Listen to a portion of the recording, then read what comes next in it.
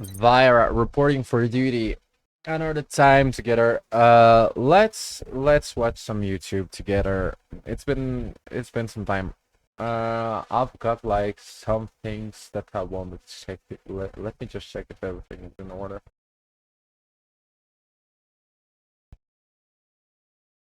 Okay, so everything seems to be working. Okay, so let's get into it right away.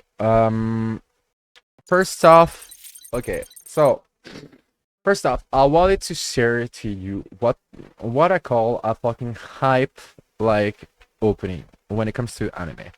Because I watched Dun Dun Dun.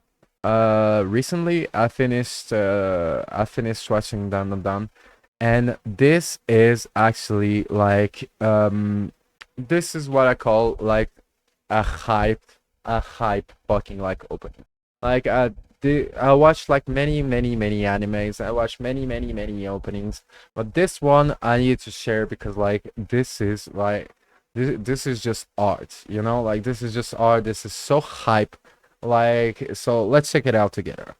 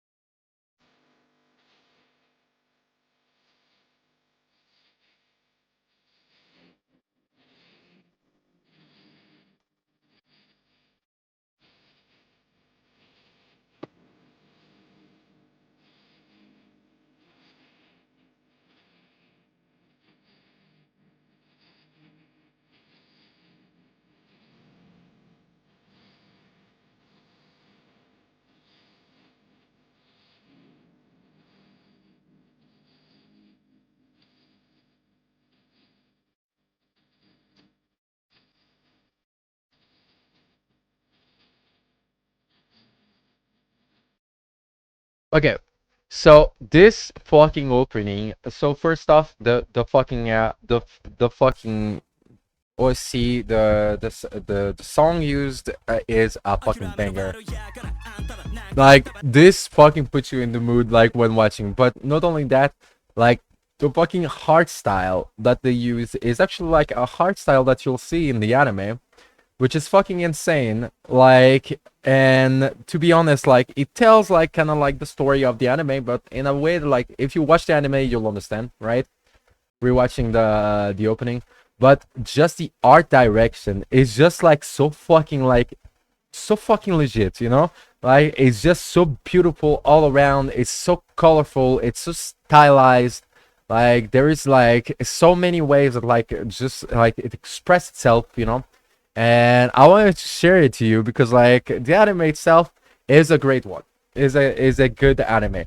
But like the opening, I've never seen something so hype.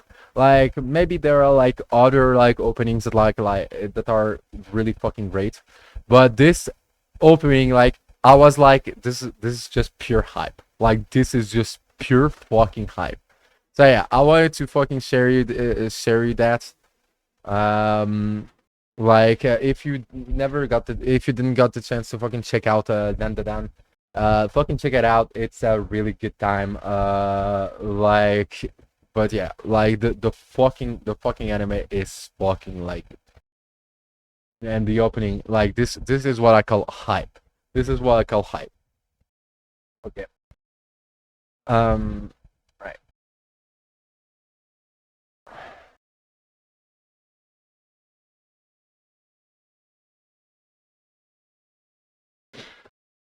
So I've seen a review of the manga, which at Atelier, and I actually didn't know that like they released an anime. So let's check out the fucking trailer if it actually like because the manga is actually kind of like well some other mangas that like are really good, but like does it transpires to the anime world.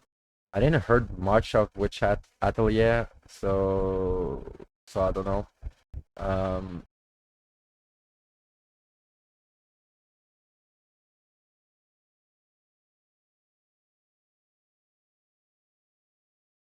we'll check it out.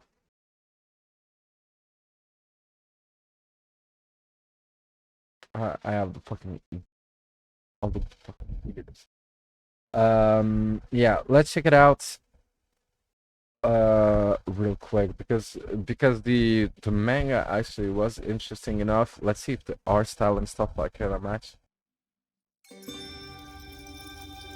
Okay, and let me just check with one thing. One thing. Okay, yeah, sound is good.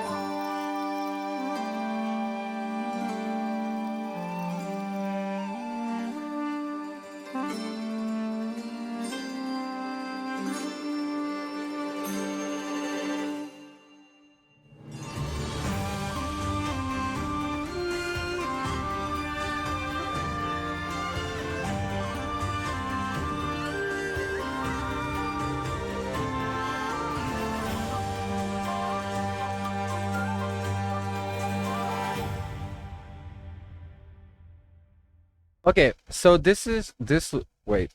Yeah, this looks great.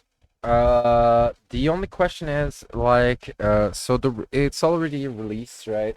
But what I'll search is that like so from what I understood, it's the type of anime where like if there is only one season, it's not great. Like because you don't get to experience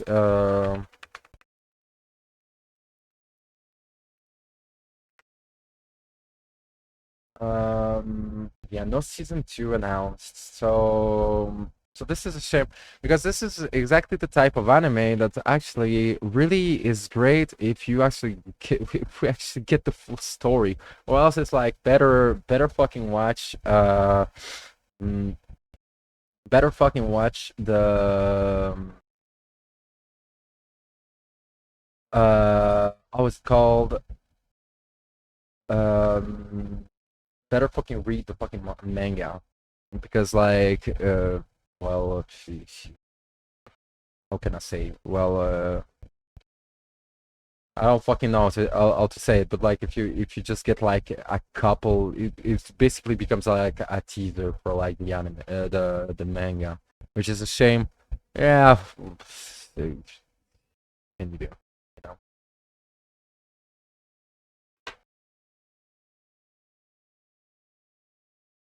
Okay, so a couple days ago, uh, we got actually some good fucking news.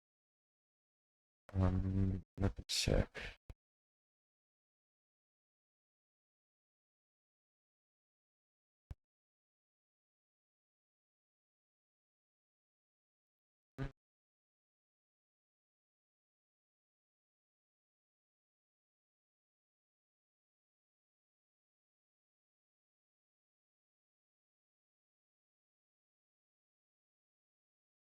So.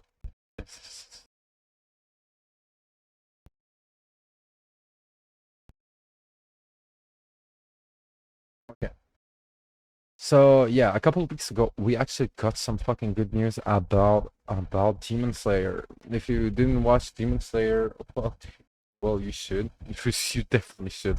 This is like the like I guess like this is like the remember the idea of the big three: One Piece, Bleach, and Naruto. Well, this era, like I guess like this era, I don't know how many big there is, but like there is a couple big, which is like Jujutsu Kaisen, Demon Slayer, Chainsaw Man. Like these are the new big three, but there is like so many more. I said like, but they are like the fucking the new big three that like you should follow definitely. Like it's not about giving it a try. If you love anime, you should definitely watch them. Like the new big three, yeah, like Demon Slayer, Chainsaw Man, Jujutsu Kaisen. Like you need to fucking watch them. Anyway, so yeah, and so Demon Slayer new season new season. Well, we got well, I'll check it out later. Let's check. It doesn't fucking change. If you fucking watch like I guess like the last couple, like the last season was really fucking great, but like god fucking damn, the art style, the everything. If you didn't watch Demon Slayer, you should. You should. But yeah, this is so hype. Uh,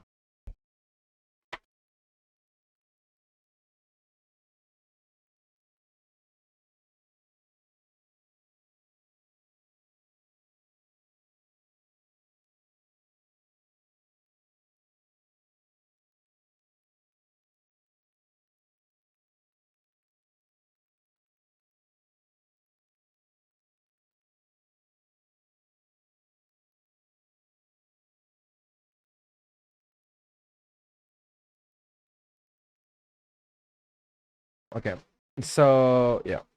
Mm, mm.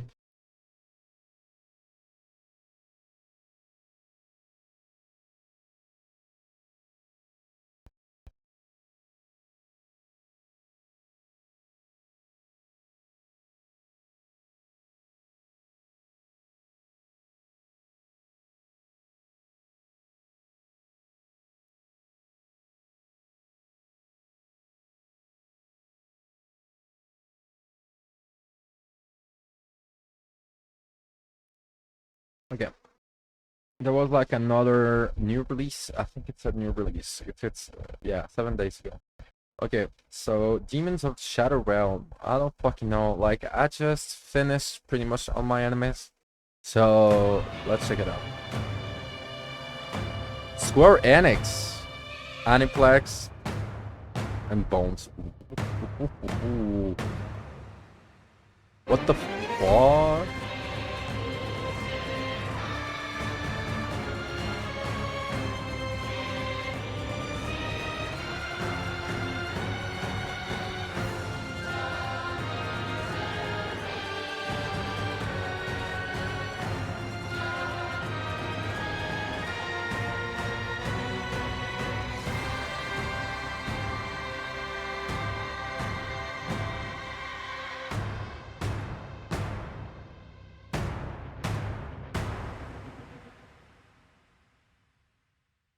Yeah, TV. Okay, well, this is kind of like what happens when the art style is absolutely like insane.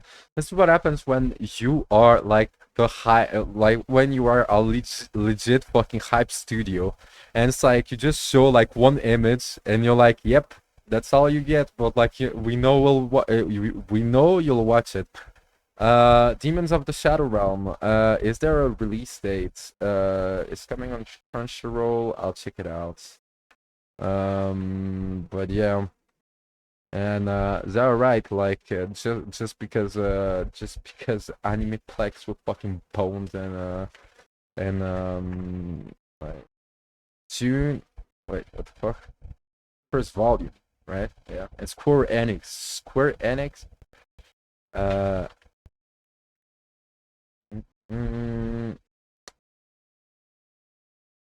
Yeah, no release dates.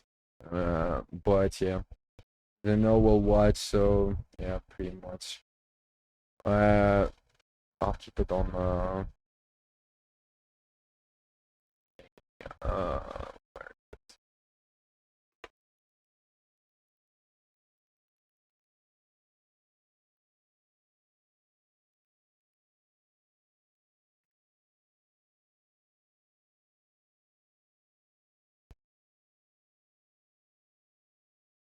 okay.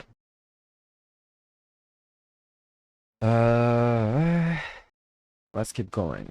That's pretty much it for like the fucking like anime part. Like there will be like more anime stuff. Like okay, so let's get back to World of Warcraft. Some lore actually dropped. I kind of like. I'm not the biggest fan. Um. Um.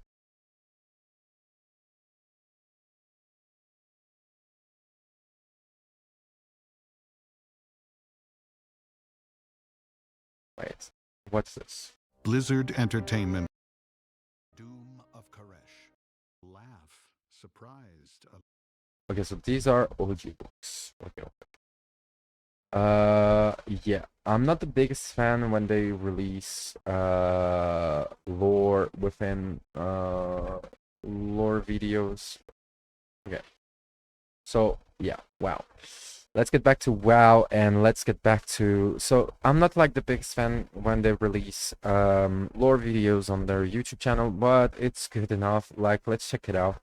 Like I'm actually quite curious because like the release is soon and I want to. Power grows stronger every moment, Locust Walker. Your mysterious ally's information has proven quite valuable in this fight. It's time we were introduced. But Illyria, we've already met. What the fuck? No! We need her! I see you haven't No changed way. at all. No fucking You have way. joined forces with her. Have you lost your mind? No fucking way. If Dimensius is revived, then all worlds will be devoured. You No broke way. my dark heart, Illyria. Without it, I cannot prevent Dimensius's return. At least, not on my own. This is madness. We cannot trust her. I'm not asking you to trust her. I'm asking you to trust me. What the fuck? There's no fucking way. Oh, no way. No fucking way. We joined forces with fucking Xalatath? There's no fucking way. This is so fucking cool. No. Wow, this is actually so fucking cool. Like, I cannot believe it. I cannot believe it. This is actually so fucking great. I actually love Xalatath. I was hoping that we actually join forces. I was hoping for that. Like, what the fuck? Not that we join forces, but like that's it. That it's a character that stays that sticks around. You know, that stays around, and we get to fucking like, oh my fucking god. I guess, fuck. This is the part where like I would have preferred to fucking like I would have preferred to discover this from a WoW cinematic. But like here's the thing, like it's in a month. I will get spoiled through like other means, right? But god fucking damn it. We joined force with Xalatath. No way. This will be fucking like this will be fucking awesome. Right. Alright.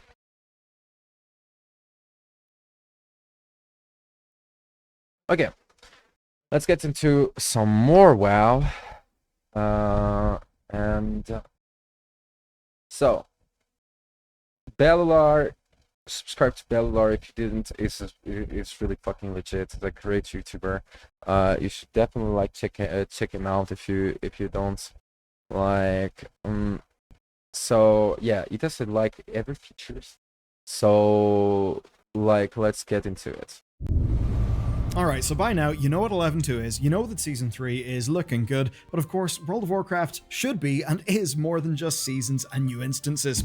This patch has now been up in the PTR for a while, and that means we can answer that burning question: are Blizzard still pumping out more of the same, or will this actually feel fresh and feel worth your time? And as always, the answer is both a little bit of yes and a little bit of no. So instead, I'm going to run you through the entire patch, then you can get an idea for yourself. But there's actually something more important, because I have got an absolute unit for you. So, how many charging bricks are fighting for space under your desk? I kind of counted mine. It's a rat's nest, it's not fun, and that is where today's sponsor comes in. Ugreen's new Nexode 500-watt charger is mad. Look at it. Yes, 500 watts. You're not used to hearing that because this is the world's first 500-watt gallium nitride desktop charger. You got 6 ports, 5 USB-C, 1A in a single unit, so it'll handle all of your devices, like say, I don't know, 5 laptops simultaneously, or it just being your charging station, as an example, my professional cameras, all that stuff. But what really matters is just how good the simultaneous performance is, because even under full load, each USB-C maintains at least 60 watts, with the main port delivering up to 240. So that's say a MacBook Pro 16 charged to 60% in 30 minutes, and what's running all of this is 6 upgraded gallium nitride Infinity chips running at 95% efficiency, which keeps everything nice and stable and compact. It smartly distributes its power so that all of the ports work as you would expect. There are sensors to monitor temperature 100 times a second so that it's safe. That plus the vertical design means that this has got the heat dissipation that it needs to basically back up it being so goddamn powerful. So this is it. The Ugreen Nexode 500-watt charger is available on Amazon and the Ugreen website. It can be found, funnily enough, under my desk. The links are down in the description. There are lunch discounts as well, so definitely take advantage of those while you can. And if 500 watts is overkill, you can check out their 100-watt Nexode charger, which is an absolute price to performance king. One thing's been curious over the last few months, and that's that we've had fewer class changes than we were used to, which basically made me think that Midnight was going to hit us like a tsunami. But actually no, not just Midnight. We have really good news today, because if you're one of the few lucky specs, you are getting some huge upgrades, like, for an example, Frost Death Knight's experimental rework. So here's the big news. Breath of Sindragosa has now become the first non-evoker ability to be empowered. And honestly, I think they've kind of cooked. So here's how it works. Level 1 gives you burst damage for 8 seconds, and then it will be back up in 45 seconds. So basically, it's perfect for your Pillar of Frost windows. Level 2 runs longer, but has got a moderate cooldown. And then Level 3 is your big commitment, where it'll be up for 30 seconds, meaning it'll feel a little bit more like the classic Breath experience. And for gameplay, what this actually means is real flexibility. Like, if you just need some burst every 45 seconds for ads, use Level 1. If you want sustained damage for a boss, go use Level 3. So with this, you've got one ability, but you've got multiple uses. And that actually means that, to me, it does feel like a compelling use case for the Empower system. Oh, you get to so you can see it right there. So you get to. I'm actually playing Death Knight, so this actually means a lot to me. And I'm actually playing the fucking Sindragosa build, so this actually means a lot to me even more. It's Breath of Sindragosa. We get to fucking charge it. This is so fucking cool. This is so fucking cool because, like, first off, like, Breath of Sindragosa, welcome. I'm pretty sure I was the only one running this fucking build, but it's such a fucking cool build, and actually, like, the only, like, it is a build that, like, I fucking, like, built myself through theory crafting, and then I fucking checked out my fucking, like, checked out the fucking, like, pro guides and stuff, and I was like, wait, my build is actually legit. Let's fucking go. So Breath of Sindragosa actually becoming, like, something that you can charge. Like, this is actually really interesting, and the way it changed your gameplay, it's really fucking Go great. use Level 3. So with this, you've got one ability, but you've got multiple uses. And that actually means that, to me, it does feel like a compelling use case for the Empower system. So that's pretty cool. And speaking of empowers, we also have got something new with Empower Rune Weapon, which has been completely reworked. So it's no longer a big haste cooldown anymore. Now what it's going to be is a quick cast damage button that generates resources. Essentially think of it as an on-demand runic power and killing machine proc generator, so big old burst of speed. Then there's another huge improvement, and that's that AoE finally works properly. So do you remember the old days where you had Glacial Advance baseline? That is essentially now back. Frost Scythe is guaranteed in your talent tree, and here's the key, it again will work like an AoE Obliterate. So no more Death and Decay weirdness, just Frost Scything for all of your cleave, which should feel pretty good. And even better, you can now talent Pillars of Frost to auto-cast Remorseless Window, which just gives you one less button to worry about. And if you're tired of tab targeting around your Frost Strikes, well, Blizzard have also went and solved that, because there's a new capstone talent. This one transforms Frost Strike procs into Frostbane, and Frostbane is an ability that automatically cleaves and detonates your Shattering Blade stacks. That's actually not it for the changes, because Blizzard are also pushing a Howling Blast playstyle as a real option, so basically not just Obliterate spam, and the tree now supports both of those approaches pretty well. So all in, right? It honestly looks and feels pretty great. We'll have to see how it shakes out with real numbers, but clearly this is Blizzard's testing ground for some new ideas, right? Things like flexible cooldowns, more engaging resource management, and I've got to imagine that if it works here, we'll probably see it elsewhere. Now, as much as all of that does sound cool, and I think in principle is great, elsewhere. And we get like a new animation for Breath of Sun. Now, as much as all of that does sound cool, and I think in principle is great, to be truthful, opinion is mixed in some of these things. Like, say, relying on Frost Scythe and removing Death and Decay. Some people just don't like that, which I do understand. So your mileage may vary. I'll certainly say that if nothing else, it's worth a try. Okay, now let's shift to Unholy, because they've gotten similar changes. Fewer, but similar. And the focus is cleaning up their AoE and simplifying their opener. So here's the real big change. Remember how you guys were juggling like 5 different cooldowns? Now you've got 3. Apocalypse replaces Dark Transformation, so that's 1 button instead of 2. Abomination Limb is gone, it's now replaced by Legion of Claws. It's essentially same button, new effect, where you'll get a massive burst of damage and instant wound stacks, but no more gripping enemies around. And overall, right, here's the new, I guess, landscape of your cooldowns. Think of it like you've got 3 slots. So cooldown slot 1, that's Dark Transformation or Apocalypse. Cooldown slot 2 is either Army, or Abomination, or Legion of Claws, and then cooldown slot 3 is Unholy Assault. Basically, it stays the same, and you'll have 3 buttons maximum for your CTs, which overall should feel a good bit cleaner. But you're also getting something new in the form of Desecrate, so you can pick it instead of Defile, and what it does is kind of neat. Basically, you place your Death and Decay, and then with this, you can blow it up for fairly massive damage, and you'll still get the ground effect benefit stuff as well. So, looks kind of neat. Again, we'll just have to wait and see how it all shakes out. Okay, let's move over to Shadow Priest, because you guys have got another mini rework, and Blizzard are finally solving one of Shadow's biggest problems, which basically is the rotational chaos. Which, you know, as far as problems go, really is a large one. Okay, so Shadow Crash has now got 2 charges and a 15-second cooldown. There is a trade-off, and that is that it only hits 6 targets now. But there is a real win in here, and that is no more random Shadow or Death procs cluttering up your screen and your priorities. Instead, you just get a buff that makes your execute phases more powerful. So, cleaner bars, hopefully cleaner decisions, and the final talent row has also been reworked as well. Essentially, it is the same effects, but Blizzard fixed the resource problems and the balance issues that were plaguing Shadow. But there is a controversial part. Come on, it's WoW class changes. There has to be. And obviously, that is the Mind Spike is gone. It's completely removed. So I don't know what fully, Mind Spike this is. spec is now committing to Mind Flay as its filler ability. So whether you loved or hated Mind Spike, that's it. It's done. At least assuming this makes it live.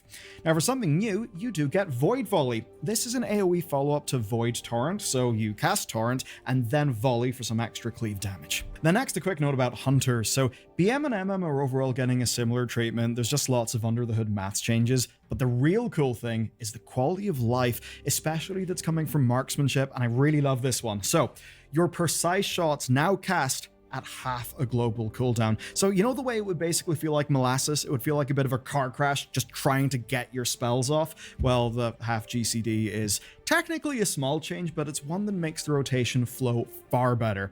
Now, that's not everything. It is the most exciting stuff, though, and we're going to do a full deep dive on all of the class changes later, whenever more of them make it to PTR and Blizzard get a few design iterations in, because basically, looking at all this stuff, I think they're trying to tell us something with the direction that they're moving in. I want to see that play out, and then we'll fully evaluate it. I think it's really interesting that like they still fucking like they don't like we are in the middle of a patch. Usually like changes like this do not come like they wait until and they used to wait in between expansions to actually go through these type of changes to actually like not overdo the like not change the gameplay too much, and basically like this is a great way of like Blizzard saying we will not wait for like we will not wait the end of the expansion, like the new expansion, to actually like think about like the big problems about your class. So this is actually great. I think that overall WoW is taking a great direction, these days. I don't know, like I haven't seen like much because like I came back like for the War Within, but I can say for sure that like that it is like the changes that I see are like we get so many like patches, like just content patches that are just like kind of like freebies, and basically like just like some stuff to do in between patches, but also we get so much lore, we get so much class changes, we get like so much innovation. I think that like WoW like retail WoW retail has never been like this good since a fucking while, and the fact that like they connect multiple expansions together for like their story is also like fucking great, because playing an expansion and getting like committing yourself to like, oh yeah, we're gonna fight the Legion, and then it's like end of the expansion, well, no more Legion, fuck off, and let's pretend it never happened, right? It never like it.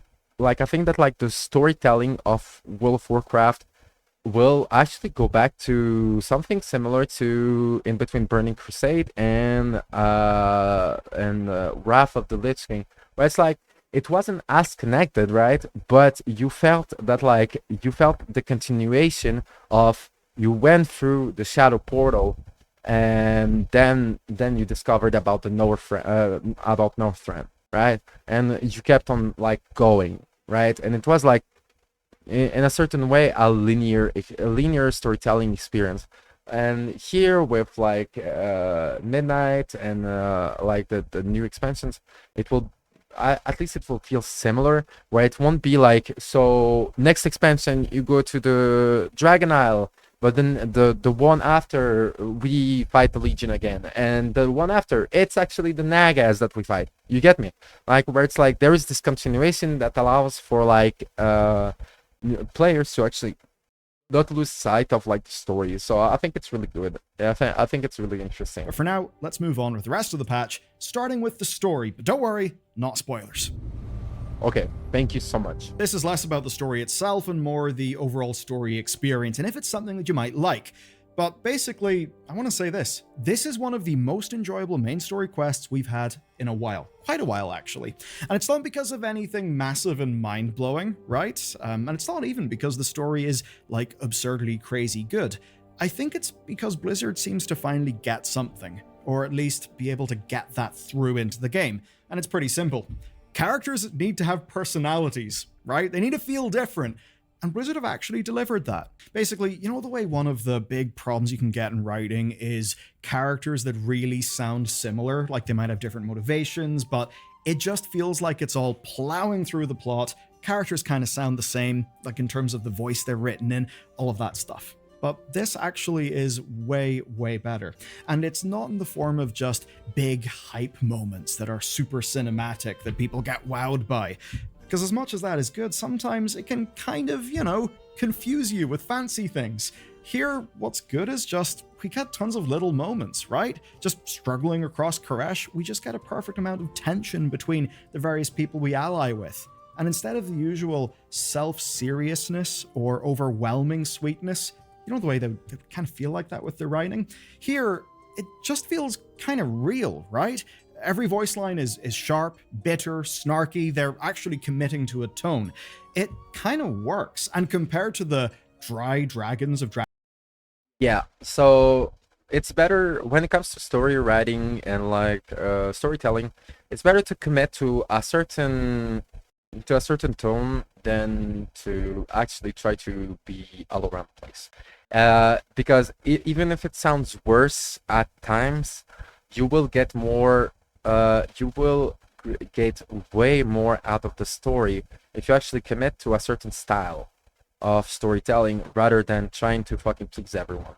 And this is why like some stories are like really fucking dark, right? So difficult to sell, difficult to promote, difficult to even talk about, but they actually are way more popular than your vanilla, like than your like typical story, because they are invested in a certain style of writing, a certain tone, and because of that, like it's way more interesting and it feels less stale, you know. Dragonflight, my god, it's a massively better change, and even compared to, say, the Goblins of Undermine sometimes being a little bit too goblin-y, you know, a bit too goofy, this is just a way better balance. This feels like a sort of Warcraft that I could really find myself being more invested in. So basically, in that front, it's kind of a billion times better. There's something else Blizzard have committed to. Koresh is a new kind of zone, so the walkable bits are pretty small. And it's huge, essentially, because of volume, right? You're flying around these gorgeous, like, void-scarred sort of skyboxes, going to all of these different little craggy rocks and islands and things. And it really works. It basically is like Outland's Netherstorm kind of meets Argus from patch 7.3. But with an obvious difference, because remember in Argus, Blizzard did not let us fly. They wanted us to deal with their level design, which in the Antoran Wastes, not all of us loved. This time though, they've basically found a way to have their cake and eat it. Here's how it works. Normally you can fly freely, but then when you're phase diving, which is essentially you traversing what they call untethered space, well then you are stuck in the ground. And that's because Koresh is basically two zones in one. There's the normal zone where you're flying at full speed from point A to point B, like an absolute ADHD'd out MMO gamer trying to tick every single box, getting completely lost, right? That's basically how I play the game. So there's that. But then whenever you're phase diving, well, the level design actually matters. So in phase diving, you've got to climb about the place manually. You've got to run around, you know, holes, deal with terrain, essentially everything you do when you're grounded, but Blizzard have basically been able to commit to that design a little bit more, essentially to give explorers something more to sink their teeth into, and as a reward for all of that, it's got chunky quests which are called warrants, so you'll be doing those.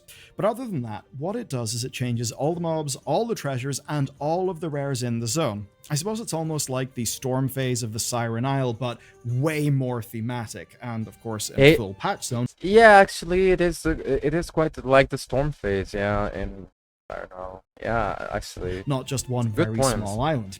It's also got its own upgrade currency that you can earn, and that will give you new exploring powers, which you use with your cloak, which is honestly all pretty neat. So essentially, it's a fairly new type of zone design where they're actually making use of the fact that we can fly and that you're sort of in space.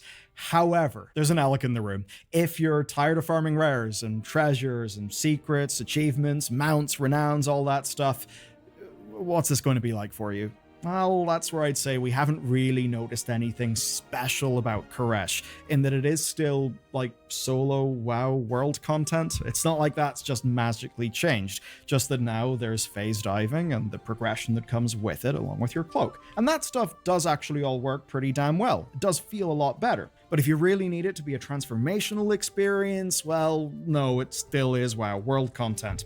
But there is something I think everyone will appreciate, and that's Tazavesh. Tazavesh is our hub, and yes, that's the very same Tazavesh that is a mega dungeon. So it's going to be here as a full player.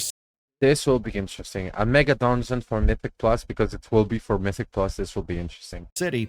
And being a new city in WoW, it's got quests, secrets, and insane amounts of utility. As an example, it's got a portal network to delves that are all around Khazalgar, which basically means someone at Blizzard has really realized that the travel time can kind of suck. And certainly, if you wanted to earn loads of gold by cranking out some of your weeklies, just plowing through some delves, well, that portal network will be pretty damn cool, at least as far as I'm concerned. It's a really, really nice city to hang out in. Let's talk about the event. It's a modern WoW patch, so you basically knew it was going to have one. And this time it's called Ecological Succession. It's a new weekly world event. And the good news is, it's a breath of fresh air.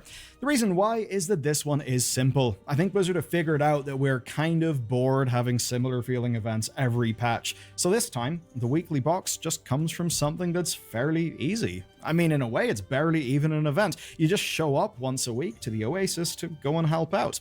You then do one of two things. Either repel some Devourers who are attacking the perimeter, or just do some repeatable weekly quests. And essentially here Blizzard have found a way to kind of make you feel smart, where as you're doing this, you'll also be double dipping on those weeklies for some extra rewards. Basically, they know quest stacking feels fun, and they've worked that into how this event works. And I'll certainly say it's a welcome change from having to do all of the different gimmicky Undermine events. Not that they were particularly contemptible. I actually really never got into the Undermine events and quests. Like, I need to, but like, when, like, it talks about itself, where like I didn't mind like the weeklies of pretty much all of Kazalgar, but Undermine, I really fucking like, I never got into it. Like, and we are at the end of the patch, so yeah. Like, never got into it, really. Bold variety is good, but I think Blizzard are learning when to basically give us a break and focus on just playability and getting you in flow with not a crazy amount of disruptions and just indexing in the core MMO things that feel good, like quest stacking. So, over time, through this, we're going to be bringing more flora and fauna to the Oasis, and that means that it won't just be the same quests after, every single week. And basically, in terms of feel, it's a little bit like a zoo that we sort of build ourselves over the weeks. Just kind of nice. And if you're a fan of the more dragonflighty, light-hearted, sort of pun-heavy side quests, well, you'll love this event, actually. So, for what it is, I think they've actually done a pretty good job. But I did mention side quests, and I certainly need to talk about the batch that we're getting in this patch. Well, if you ever wanted to get to know Brokers, Ethereals, and Void Elves better, this is basically your patch. You're going to be very happy, and as one of those people, I am pretty happy. Basically, WoW I will be as well. Stacks of well-written and memorable side quests. I think that really started in patch 9.2, to the point where it's something we've just sort of came to expect. But I'd say they're only getting better, and in Koresh, well, we just find a zone that's absolutely jammed with them. So if you like the narrative stuff, if you actually just like sinking your teeth into the overall vibe of Warcraft, learning about the lore and that kind of thing, then you will have hours of game to play even after the campaign is done. I'm not going to spoil all of them though, so let's just move on to the next thing, which is the cloak. Right, this may sound a bit silly to you because you've not really got a chance to play it, but certainly I'll say, having played with it, it feels really good to have an artifact cloak again, because this one's actually pretty nice. Now, also, there's some nice usability things. It does mean you've got a slot locked off for the patch you can be happy with. The cloak has got a bunch of buffs attached to it based on your spec, and Blizzard are even smart enough to let us customize our secondary stats. That's in the form of the cloak using new fiber sockets, which basically are just gems for your cloak that tailors are able to make. Pretty nice, but most importantly, unlike the last few cloaks, it's not a pain in the ass to get whatsoever. You unlock it during the story, you upgrade it with a weekly, and progress is properly account-wide. I'll totally admit this could just be Stockholm Syndrome, but something about getting an upgradable cloak that's tied to the world and tied to a raid with some neat mechanics, yeah, just does sort of feel proper World of Warcraft at this point. And even better, it does mean that they don't have to put annoying cloak drops in the loot tables. And also, you get all the benefits of an artifact item, something you can pump up with a bunch of power, have some cool effects with, but without really any of the usual downsides. So, I'd say it's a big up. And speaking of things that you can wear, well, this patch is an absolute dream come true for people who like certain types of aesthetics. So, if you like ethereals, as I do, or edgy void gear, as I do, then basically good news. This patch is rammed with that stuff. Everything's just got that familiar kind of sharp aesthetic. The sets and the weapons kind of look nothing like what we've had before. Like, they're really cool. This is great. As an example, warlocks. You can get a void portal for your face. Basically, the lay of the land here is that the world sets look absolutely amazing. The tier sets, I'd say, are generally less impressive than them, which means you'll probably see Yeah, I agree. I watched tier sets and I was like, armies of ethereal looking players everywhere you go, which I suppose is kind of fitting once you get through the story. Anyway, of everything, it's actually the weapons that stand out the most here, just because everything's got that crackle of void lightning to it, or just a sharp colored edge, you know, super bright, super striking, and pretty much the perfect follow-up to what, say, the Burning Crusade's atrocious clown colors were probably aiming for back in the day. So, at least in that regard, I love what we'll be able to get here. So, staying free from spoilers, that's the lion's share of what's going on in this patch. So by now, you'll kind of know if you're excited by this or not. I'd say subjectively, from our time in PTR, this does look like a really good patch that's full of improvements. It's not massively exciting or massively different, but I think that that's the sort of energy you're looking for from an expansion for yeah, but overall, the War Within is actually quite a good expansion. So it is fine if we do not get like a full revamp, or like if things do not become like, if they don't change everything, or like because like overall, like at least personally, I think that the War Within is quite a fucking like beautiful expansion. patch. You basically just wanted to be So there's no need to actually like go for like something that is life-changing every patch within this expansion, because it's already like so fucking great. a really good World of Warcraft patch, and broadly, I think they have actually achieved that. Still, if you want something drastically new as a solo player, this may not impress you, but if you've liked the War Within so far, but, you know, maybe didn't like the story or the theme of the Undermine patch, and you just want to get back to stuff that feels like it's proper A-plot with real big stakes, then, yeah, this is actually a really good slice. Yeah, I really disliked Undermine. I really disliked Undermine. Like, the whole, it felt cramped, it felt like... of that. Of course, if you're more of a Raider or a Mythic Plus player, I'd say this patch is shaping up in a way that could be excellent. Obviously, they could totally cock it up by launch, but what we can see thus far is that Blizzard's focus here is on massive seasonal upgrades. There are so many of them, and we covered them in this video earlier in the week, so go check that out next. Okay. So, yeah, this is actually great. Subscribe to Vyrah if you didn't. Great news is great news.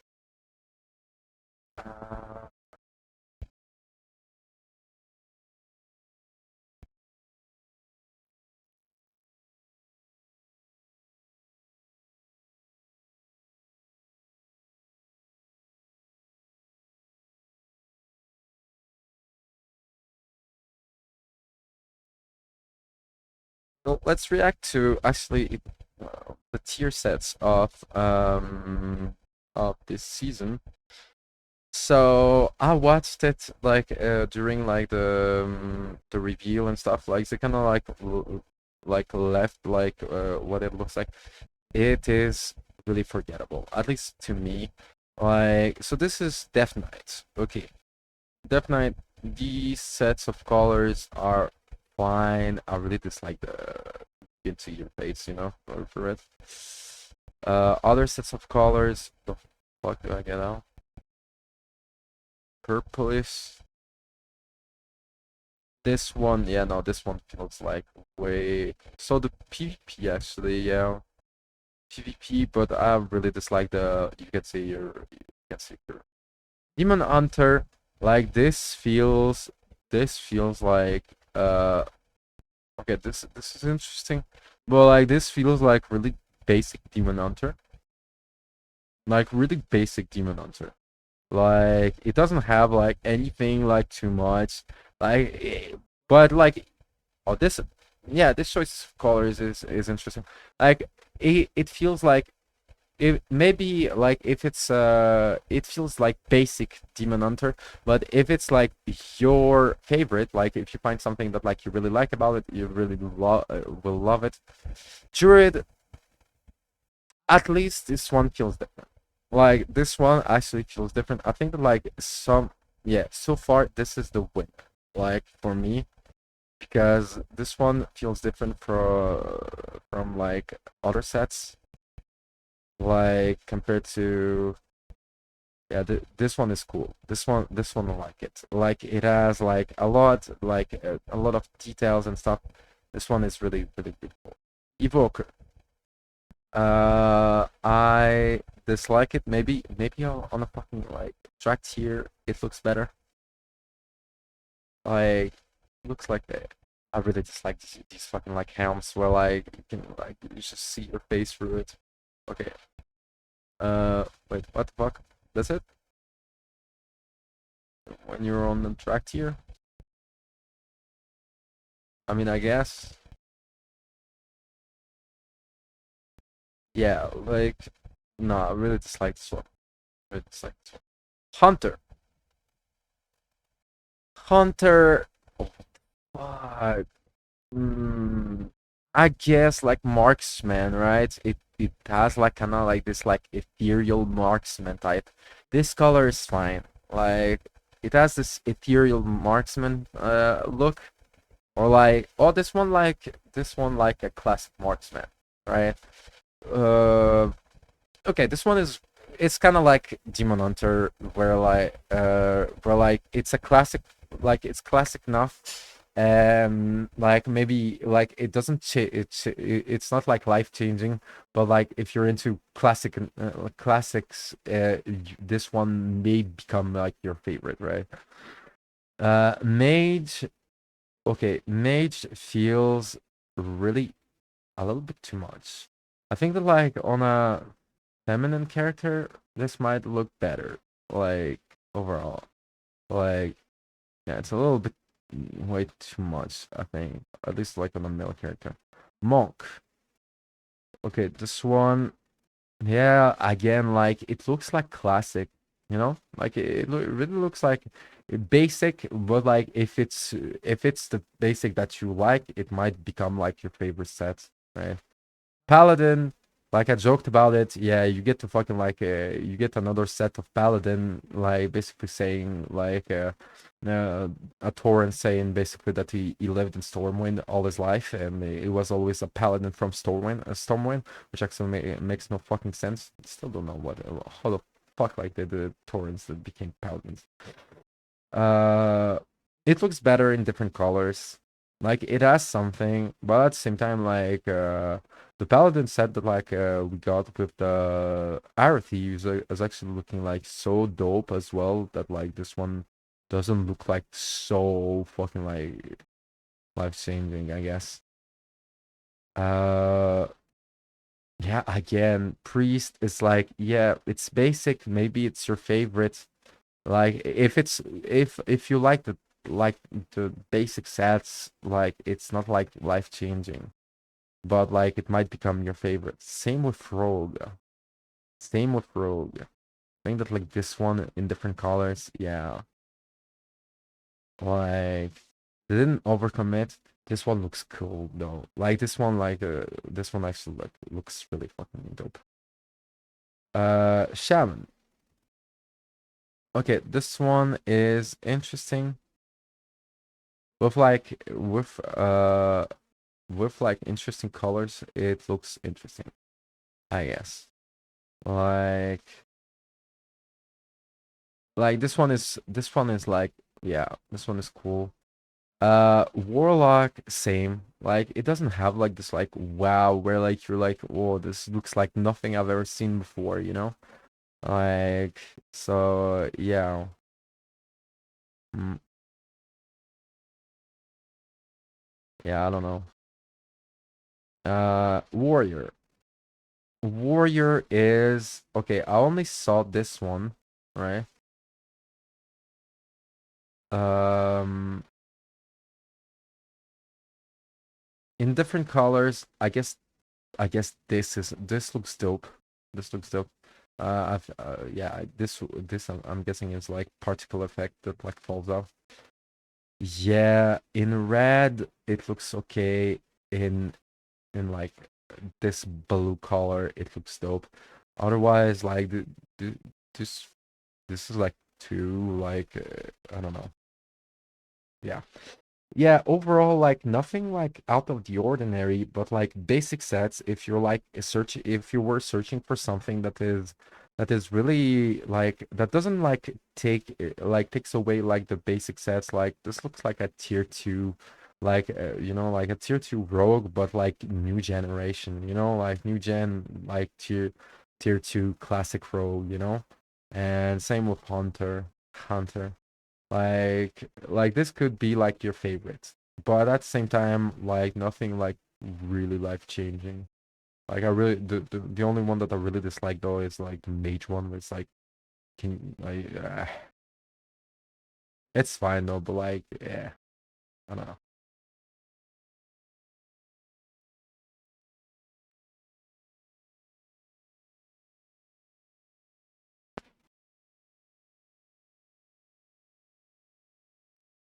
Okay, let's react to some more wow.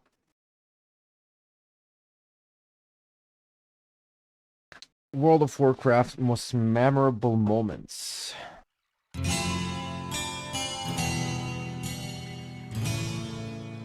I haven't heard this. Subscribe to Matt Season's show if you haven't. Like, I haven't heard this intro in such a fucking while. Let's re-listen to it.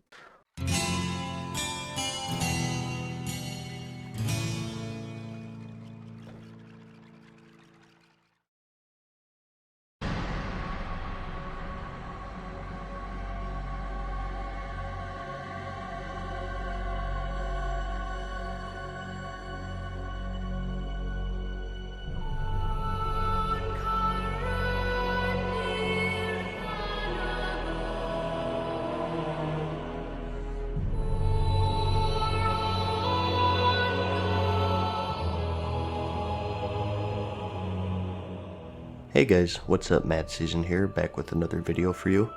It's the 13th anniversary of World of Warcraft, so I thought it might be appropriate to take a look back and note some of the more memorable moments over the game's history. It's crazy to think that this game was released 13 years ago, but here we are. So, in no particular order, let's start with the old AQ40 opening event.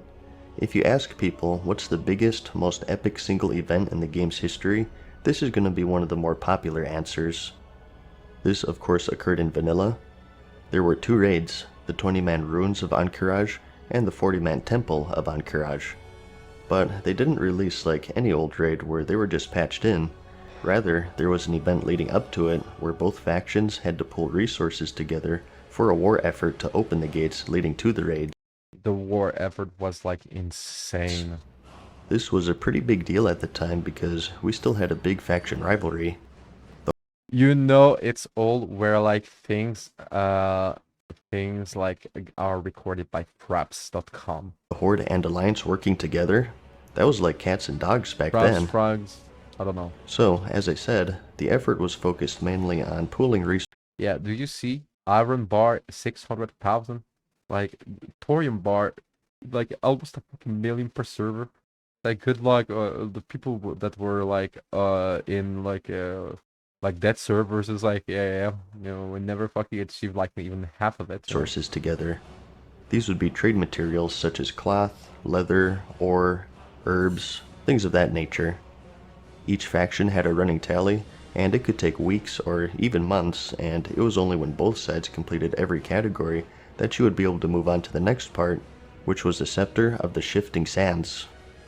Now that we have all of our supplies, we just have to open the actual gates. This was done by creating a scepter, which you used on a gong just outside of the walled city. It's too bad that we didn't have flying mounts back then, huh? Then we wouldn't have to mess with all of this stuff. Couldn't we just get a ladder and go over the gates? Yeah, and like the fucking the people playing in PvP servers, because back then war mode didn't exist. Like there were like PvP servers, and it's like yeah, good fucking luck. Anyways, This quest was pretty long, requiring world bosses, timed runs of other raids, and so on. It's quite involved, and I don't want to go into too much depth here so this video isn't an hour long, but I'll have a link to the chain in the description if you're curious. The first player to make the scepter on your server, however, was awarded with some loot, and that was the legendary Black Kiraji mount and the Scarab Lord title, and anyone who completed the quest within 10 hours of that first person also got these items. And, with scepter in hand, you banged the gong and the inhabitants of Ankh-Kiraj came pouring out, and you would have thousands of people trying to take them down since they dropped some loot as well. Needless to say, the servers crashed several times. This portion of the event would go on for 10 hours, and almost the entire server would be present for it, and after it concluded, the gates opened and you could finally raid Ankh-Kiraj. So, two enemies working together for You could finally raid on Crash, and one fucking like there was like people that like tried, but like it was so fucking difficult back then. And the 20-man raid, fine, but like it was so fucking like because it was past Blackwing Lair, and some people, at least for me, I finished at Burning Crusade. I only finished Molten Core, and I stepped into Molten Core, Onyxia, and I stepped Zul'Gurub, and I stepped into Blackwing Lair, but that's it. But quite quickly. Never even like learned about like Naxxramas. Like I knew that it existed, but like the first time in game, crafting this ancient scepter, banging the gong, and chaos unleashing. It was quite the memorable event, and to commemorate it, Blizzard has an in-game mini-event on the 21st of January of each year. And next on the list, we have something outside of the game. It's probably one of the most controversial things that I recall for World of Warcraft in its 13-year run so far, and that's the Real ID forum fiasco. Real ID, if you don't know, was a feature that was added back in 2010, and it gave you a number of features. You can chat with your friends across a number of Blizzard games, group together cross-server, and some other stuff. One of the most notable things though is that Real ID friends display their actual real names to each other. Now, what the actual purpose or value of that is anyone's guess, but the point now is that it's optional. And that's because eventually they released the Battletech system, which is basically the Real ID system, but with a pseudonym in place of your real name. yeah. Before the Battletech's inception, that itself was somewhat controversial, but what I'm talking Yeah, because the problem was that like back then, like not everyone had like the double identification or like the number verification, the phone number verification, and the problem is that like basically like people knew like you logged in with your email account, like in the game. There wasn't like a so basically you log in, and if you want to make a new friend, you basically give your some of your login information to fucking strangers. So that's what this fucking about here was the time that this Real ID system was almost made mandatory on all Blizzard forums. Instead of sharing your personal identity with a trusted friend, it would be shared with random strangers on the internet. It's done as an effort to cut back on trolling or other unpleasant behavior. Their mindset is that people will be less volatile if their real-life name is stamped onto their posts. However, this change wouldn't be retroactive to the classic Blizzard forums with any post already made. As you would imagine, this was met with widespread negative feedback, with people venting concerns of privacy and security, that it would turn the normal everyday trolling into real-life trolling. Hundreds and probably thousands of third-party websites published articles about it, but the feedback didn't stop with simple words. To prove a point, people actually went to some pretty extreme lengths. They started doxing employees of Blizzard. Starting with a simple name, people were able to find everything about certain Blizzard employees, and they started posting their personal Facebooks, names, phone numbers, addresses, and that of their friends and family. Blizzard stood their ground, however, and one employee even gave out his real name as a dare and a show of confidence of the new upcoming system, and he immediately had all of his information posted. People posted notes on his front door, Pizzas were ordered, they found his Facebook, which he soon deleted, and all sorts of stuff.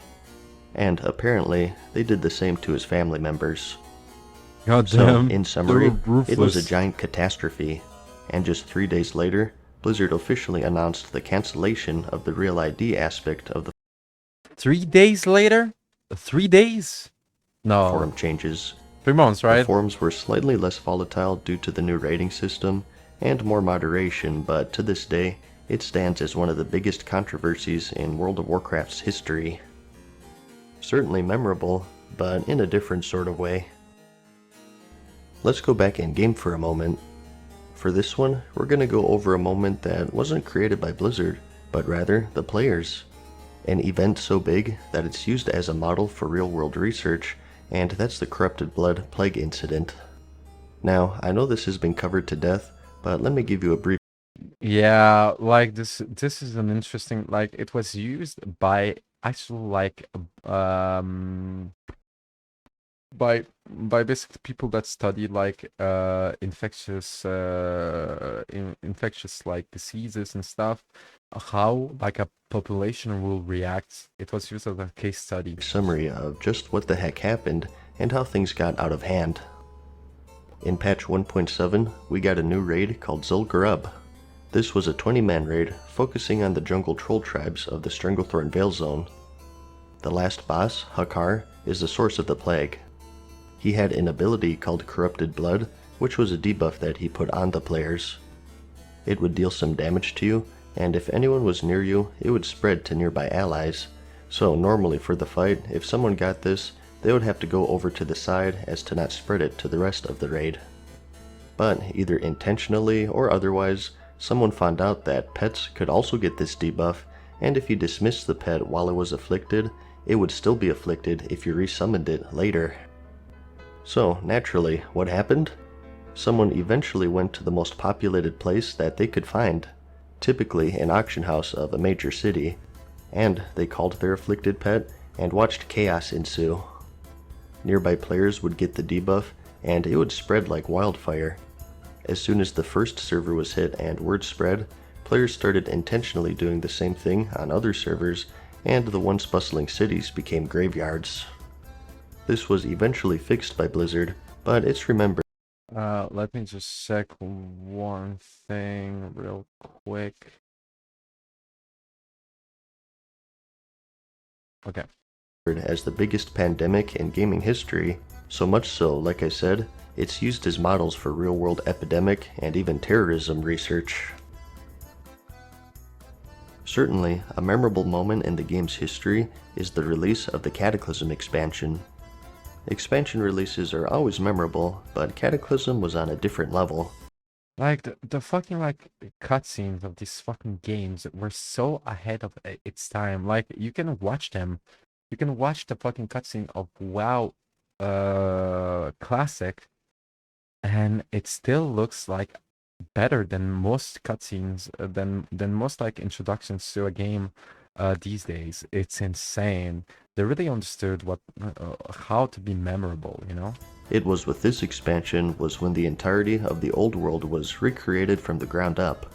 Every single zone, quest, their rewards, everything was rebuilt and reimagined, and with it, the line between classic World of Warcraft and current grew 10 times larger, and it was when that whole vanilla versus current argument really started to pick up. Azeroth had gone under renovations, and the old world we knew was lost forever. And aside from that, we also had flying, which was huge, changes to skills, the talent system, the reforging system, 2 new races in addition to all of the normal expansion stuff such as new zones and the increased level cap. This expansion was the most extreme in terms of change for World of Warcraft. Whether it was positive or negative is still a point of debate between players these days. Many people see it as a great expansion which made huge strides in accessibility to the game, and others saw it as the true end of the hardcore nature of the game, especially with the introduction of the LFR system, which is event number 5 on our list. For its entire existence, Yeah, because like these days, well, with classic, people get to experience that, but like people only playing with retail even I cannot fucking believe that like I was able to fucking find groups to do dungeons this much in such an easy like without like any fucking LFR, just by spamming like in capitals. Who wants to fucking do Colomeds or BRD, you know? Like but yeah, but like LFR really changed, but like I think for the better, because like I always tend to people always tend to forget the fucking like well, the average player, the new player, etc. And for the new player, it takes away some things, but also like they get to experience a lot more. The main course for most people in World of Warcraft is raiding. You level up to the max, you gear up initially through dungeons, join a guild, learn your class, etc. All for one thing, raiding. This all changed in patch 4.3, where you could complete the final raid, Dragon Soul, using the new Raid Finder system. The introduction of this feature was, and still is, a very polarizing thing between players. Instead of having to find a guild, show up at certain raiding times, joining voice comms, etc., you can now simply enter any raid with the click of a button. Access to the endgame. Yeah, people lost their fucking mind about this, but I think that again, like for the average player that never got to fucking experience what because they didn't have the time, they couldn't commit enough. Well, basically, like they get to experience, they get to experience the end game and the story of the end game, because like some people they like they play well for the story, believe it or not. Is limited now just by your character level and a low gear level. And due to this, the boss fights themselves are pretty easy and watered down to compensate for no communication, people not reading up on strategies, and so on. Before, the reason you would raid, of course, was gear, but also to see how the expansion unfolds, to quote, Exactly. finish the game, and I use quotes there because you can't truly finish an MMO. Now, with LFR, the only reason to do the harder raids is for better gear. Everyone can now finish the expansion without needing to put that effort into it. Some people like this because they want to experience the whole game without having to dedicate time to it that they don't have. And others see it as an unacceptable slap in the face that someone who plays far less than them is gifted the privilege of seeing the same content as them. Like I said, it's a really polarizing thing. I think it was like right these days it became such the norm. We even get like the story, the lore, like part where like you get to basically like do the raid by yourself and like finish it just for the story, which is actually Had a great. huge effect on that endgame raiding experience, and it's a big point of debate even to this day. A big change in an expansion that brought even more changes. Next, we have something on the same level as the Corrupted Blood Plague that I mentioned earlier, and that's the Zombie Infestation event. This was part of the second Scourge invasion, which preceded the Wrath of the Lich King expansion. The Lich King was coming, and what an entrance he made. The event worked in phases and progressively grew worse over time. For Phase 1, conspicuous crates would appear in the Booty Bay hub, infecting any players who interacted with them. Unless the player was cleansed of their affliction, in 10 minutes they would become a zombie and would be able to attack other players to infect them. But Booty Bay was pretty far out of the way, and 10 minutes is plenty of time to cure the disease, and you also had special non-player characters in the major cities that would cleanse it for you. So it wasn't a big worry until Phase 2 started one day later. That's because these conspicuous crates were transported to all of the major cities, greatly increasing the player's exposure to them. In addition, plagued vermin also started popping up within the cities, and they spread the plague as well. And the incubation period for the disease was cut in half to 5 minutes. The day after that, plagued resident non-player characters would wander into the low-level zones outside of the major cities and begin attacking players and spreading the disease even further. And a day later, in Phase 4, the incubation period shortened further to 2 minutes, and the number of healers in the cities was growing smaller. All the while, the disease grew a resistance to curing and was becoming more potent. By this point, the cities were in chaos, and players who entered them would find themselves under constant attack by an army of undead, and they too would become plagued and spread it to others. And it wasn't limited to just the cities. Even out-of-the-way leveling areas weren't safe from the infestation. It's very similar to the unintentional corrupted blood plague incident. I think Blizzard saw the potential in it and planned this whole event in a similar way. Some people loved it, and others got really angry and made posts on the forums threatening to quit. It was quite the memorable moment.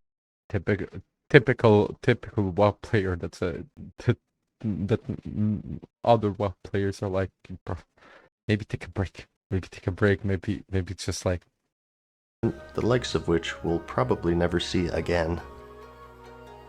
The last moment I wanted to cover for this episode is more on a personal level. Instead of something being game-wide with other people, this involves just you, and that's hitting the max, level 60, in vanilla World of Warcraft. Leveling back then this is actually true. Hitting a level max in vanilla WoW was such a fucking thing. Like, it continued if you actually like if you started the game like I think that like until Cataclysm, hitting the level max in WoW was something great for like if you were a new player. But level 60 was something because it was like months and months of just like it wasn't grinding even, it was just questing, and then you get to fucking like level max and you're like, what the fuck is going on level max? And you get to discover that like level max is just like the beginning of a new whole story for you, you know? Whereas like, and there's raiding and there's PvP and like it's insane. Was actually a pretty big deal. Nowadays with heirlooms, XP potions, better quests, the dungeon finder, and so on, you can get to the max level in a few days. It's possible. But in vanilla, you had a 60 level journey in the old world, and it would take months. The quests were far more sparse, and it wasn't uncommon to run out of them at certain level ranges and having to grind mobs or dungeons to fill the gap. And the actual quests themselves were much harder, not due to just the enemies being tough, but also the class balance. Depending on your class, pulling 2 enemies would be a death wish as opposed to how it is now, where you can pull and kill several with ease.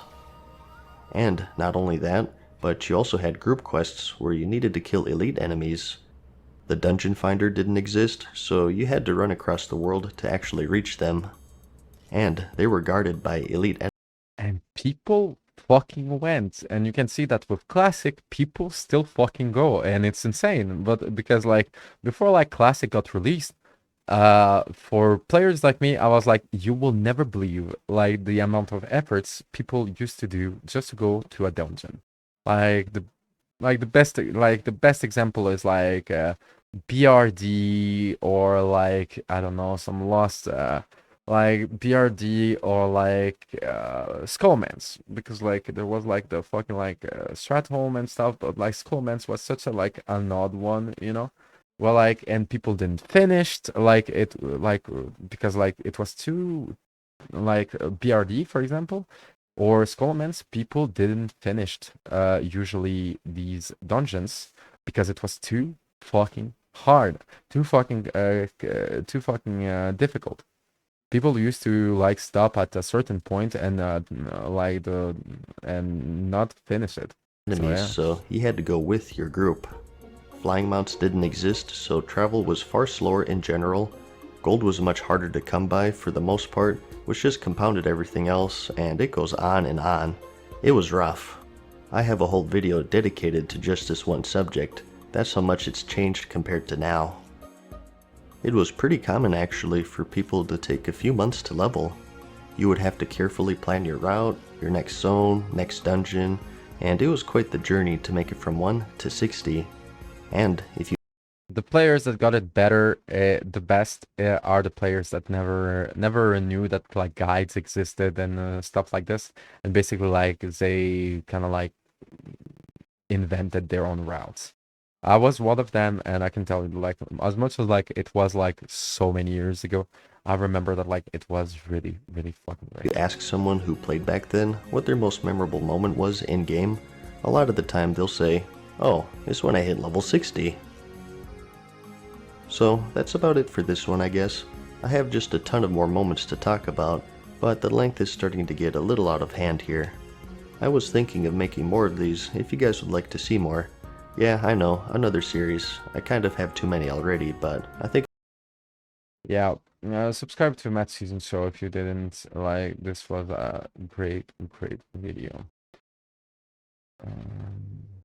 Mm.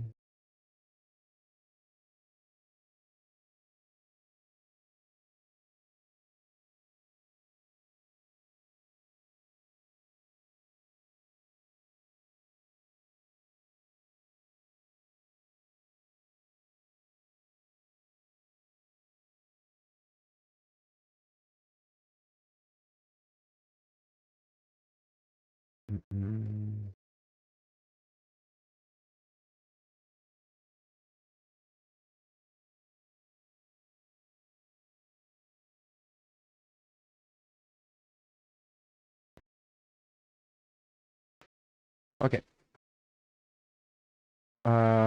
Let's get back into the anime world, and let me just, yeah, let's get back into the anime world. I'll finish this. Wait, I just realized I unintentionally just repeated the plot of this manga with fire instead of... Okay.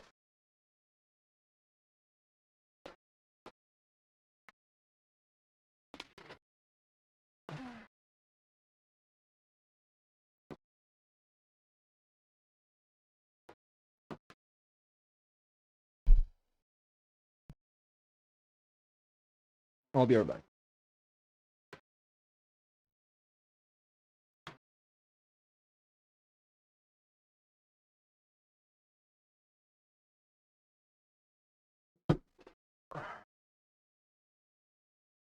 Okay, so let's get back into the anime world. So with the success of Free Ren, I think that like there is a subject that like we can talk about is, and that actually Kigak talked about, is actually Wait, I just... is fantasy. So isekais are isekais. Like, you like isekais, good for you. You don't like them, too bad. But fantasy anime, with the success of Free Ren and some others that like I cannot fucking like think about right now, is we will, well, some isekais as well, right? Well, we get to fucking like maybe see a shift in the fantasy anime genre, which will be fucking great. So let's check it out. Get that stuff out of here. Me and the boys are watching some real fantasy. This year, it feels like we've seen a full-on resurgence of fantasy anime. Not soy boys getting transported to another world. No more I got reincarnated as toilet paper. Now I wander the world, letting elf girls wipe me. Oh, it's depressing. I could actually see that being a thing. Just pure, hard fantasy, taking the genre back to its roots with two shows leading that charge. Frieren and Dungeon Meshi, two fantastic... Yeah, Dungeon Meshi as well. Like, Dungeon Meshi is actually a great anime. If you haven't watched Free Ren, like, yeah. So about actually like, so yeah, I think that two like shows leading that charge. Frieren. I think that like so the new big three. So in the anime industry, we used to talk about the big three. So the big three were actually like the big three animes that were like leading the industry and basically like creating trends, but also like basically dominating the whole genre of anime. And it was Naruto, Bleach, and One Piece, right? And then the big three actually died out because like One Piece stayed relevant, but like it's not as relevant like as you will think. Bleach came back these days, like, and it is really great, but it is not and it is not as great as it was. No, it's just not as hype as it was, right? And and Naruto, well, Naruto ended airing. Now it's Boruto, which actually, like, I never watched it. Like, people, I heard only bad things about it. So yeah, and I think that like from the new big three is actually a new big four. Free Ren, Chainsaw Man, Jujutsu Kaisen, and Demon Slayer. I think that these are from the big three. We got to the big four, and these are the driving forces, the new like hype animes that like will really define the genre and define the industry with how fucking great they are. Because before Demon Slayer, like there wasn't any anime that were selling this much in theaters. Can you believe that like theaters got fucking like that they are able to fucking sell movies, like anime movies, in fucking real life theaters? Like this is like the influence of Demon Slayer. Jujutsu Kaisen also managed, and basically like Chainsaw Man and Free Ren. Free Ren was really such another one because it was not anticipated at all, and but it is like it really changed the industry because we got a breath of fresh air when it comes to storytelling, because Free Ren actually does such a different type of storytelling. It's not your fucking uh like well it's not your it's not your fucking like action anime at all. It's more adventure, and it is so much more like I don't know, poetic and like just like beautiful in its way. So yeah, in my opinion, like the after the big three died out, the new big four will be Free Ren, Chainsaw Man, Jujutsu Kaisen, and Demon Slayer. And if you haven't watched any of them, like watch any of them, because these are like the animes that like you will never fucking like you will never forget.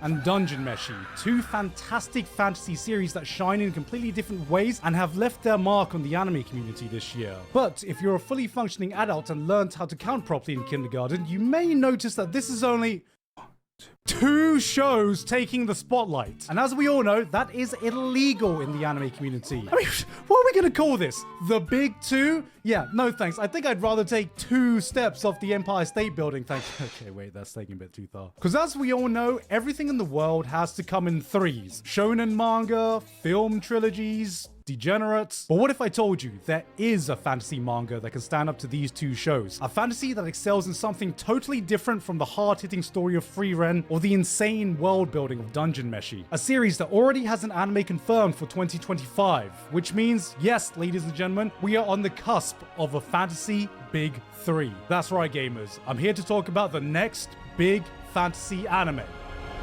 Demon Slayer. Pretty fucking much, yeah. Pretty fucking much. This is pretty fucking much like a fantasy anime. I mean, Witch Hat Atelier. Atelier? Witch Hat Atelier. Witch Hat Atelier. Like it didn't got the hype that like basically like the way I fucking see the if something as hype or not, if it's like if it's spammed on my fucking algorithm, right? Like if it's it usually doesn't fucking doesn't fucking mess. Like the algorithm is greater than us, and it will always be, thankfully, because we have less to think about, right? We are less to fucking and less to do. But my question is, like, because like I checked out so Witch Hat Atelier, will it be only 1 season? Because after the success of Free Ren, they actually went for like more, and I actually do not know if they will go for more with Witch Hat Atelier. And the problem is like this is the type of anime where it's like you cannot just do 1 season and fuck off, because the whole the story is like takes way longer than that.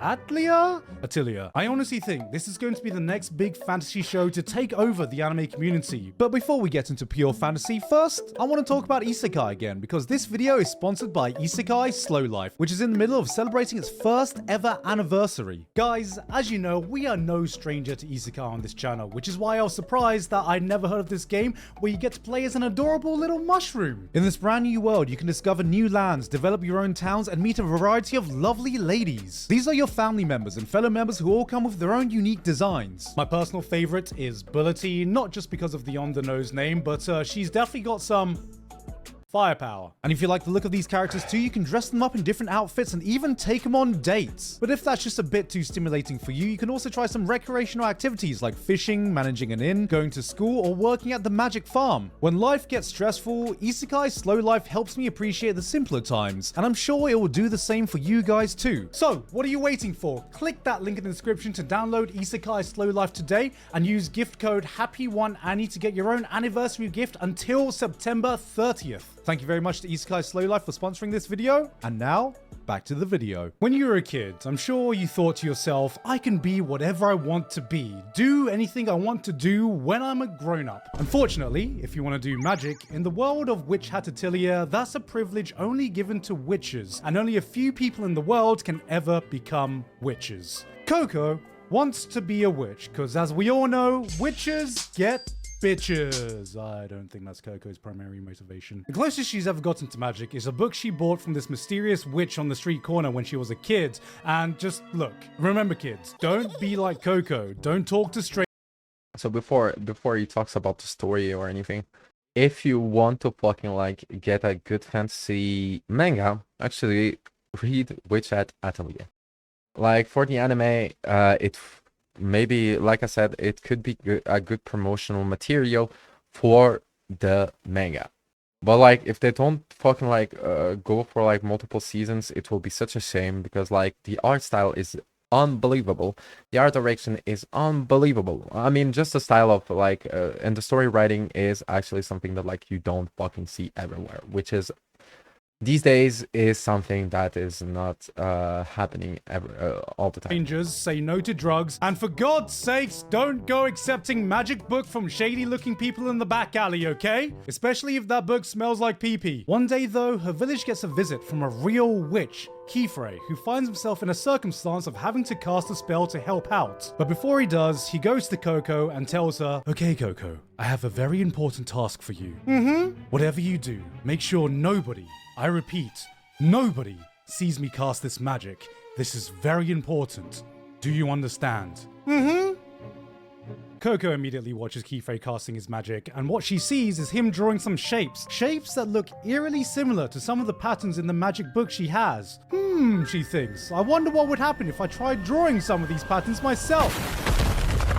She destroys her house, commits a Class A felony, and turns her mother into stone.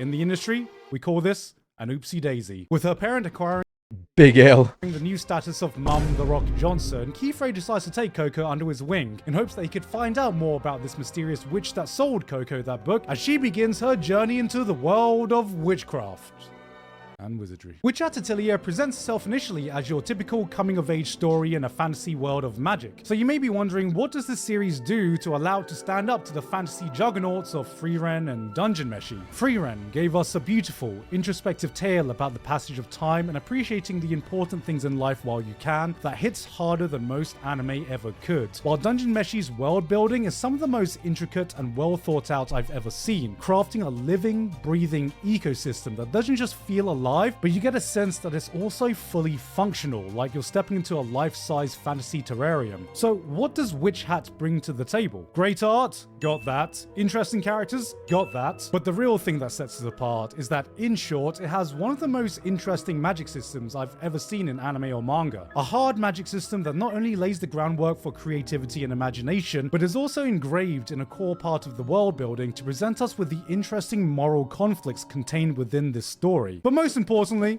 it's just pretty damn cool. Right, so I'm going to spend the next few minutes nerding out about magic systems, but to do so, I'll have to explain to you how the basics of the system works. So get out your notepads, everyone, because we're going back to school. Hello. You wanna do some fucking magic? Like, maybe it will work. Like, maybe if you try. Class, and welcome to Magic 101. And maybe you'll get the chance to also do like it says on Oops Daisy or get a big L in your life. Where I'll be teaching you the basics of how magic works in Witch Hat Atelier. Any questions? No, Timmy, you may not go to the bathroom. I don't care if you're desperate, just shit yourself like every other self-respecting kid. In the world of Atelier, magic is cast by drawing seals, which look like this. And these have to be drawn with special conjuring ink. And that's it. No special enchanting, no custom-made Gamer 3000 RGB magic wand. All you need is some special ink and the basic ability to draw, which means essentially anyone can do magic. Except for me, if you've seen my ability to draw. Yes, even you can do magic, Timmy, if you stop sniffing the conjuring ink. Kids, do not sniff the conjuring ink, please. A basic seal is made of 3 simple parts. The sigil, which typically goes in the center and denotes what kind of magic you're going to be manipulating. You want a fire spell? Draw this. Thinking of casting water magic? Start with this. You got earth, wind, shadow, wood, sword, thunder, power, sleep, card, captures of the cloud, expect the unexpected now. Next up, we have keystones that go around the sigil. These are different signs that denote exactly how the element in your sigil will act. And we've got a boatload of different signs that will determine exactly what form your spell is going to take and exactly how it's going to be controlled. Which is why it's very important that you draw exactly how you want your spell to act. One sign a bit longer than the other? Congratulations, you just bukaked your neighbor next door with some water magic. Need a big gust of wind to send you flying? How about you try drawing a wind sigil with a massive arrow pointing up and you'll be gliding like Genshin Impact. Fuck, of course that's the first thing that came to mind. By combining your different signs, you should be able to craft a spell to do exactly what you want it to do. Oh, Timmy, you understood all that? You tried drawing your own seal? Oh, let me have a look.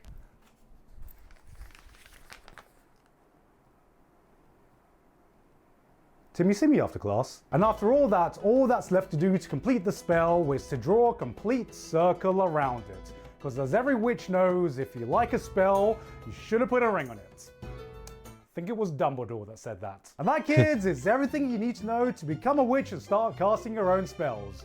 Do we have any questions? And Timmy's just shit himself. Great. That's the core basics of the magic system in Witch Hat Atelier. I thought it was such a genius system because the core building blocks are simple enough that anyone can understand, but by iterating on these basic concepts, it can get increasingly complex that makes you just think about magic in a totally different way. Yeah, because you connect with it, and it's not like a hidden book that like you never fucking see from like your favorite like shonen or like where it's like. I don't know, like it's not like I understand myself, but like it doesn't like it's not like as foreign as you will see it in different types of anime, like where it's like a hidden book and people get to do fucking like get to do in unbelievable stuff. And it's just because they know from like here, I guess like you get to understand more, and you get to well, if you can recreate it, like it's actually really cool. When you have a grasp of the basics, then you can start doing stuff like linking spells for more powerful effects, nested and you can understand like the progression of the character as they do it, because you understand the way it functions. And it's not like your typical, well, you know, Naruto with like the well, basically here it's like accessible enough for you to be able to understand like the follow the journey, I guess. Where you can enclose multiple spells into a bigger spell to get more complex effects. Spell toggling, where for example you draw 2 halves of a spell on a shoe, then bring them together to complete the ring so you can quickly toggle the spell's effects on and off. Different wands to help witches draw on specific surfaces. From the approaches they take to the tools they use, everything has been carefully thought out, like these tools have been crafted to logically solve a problem if this magic system were to exist. And I have no better way to encompass all this other than saying it's just so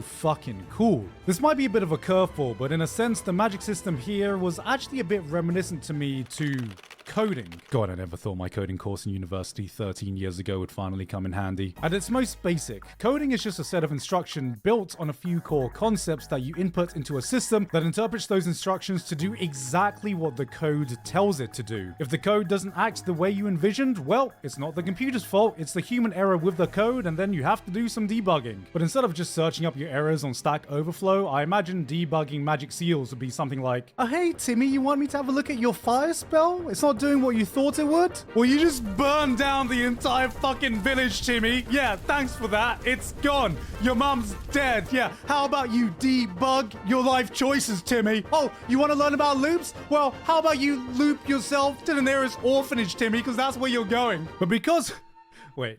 I just realized I unintentionally just repeated the plot of this manga with fire instead of rocks. But because the logic of this system is so defined, it enriches so much of the world and characters. Because instead of just telling us that this person is a genius witch or this person has a specialized skill set, we can actually see it ourselves through how they approach solving problems with their own knowledge.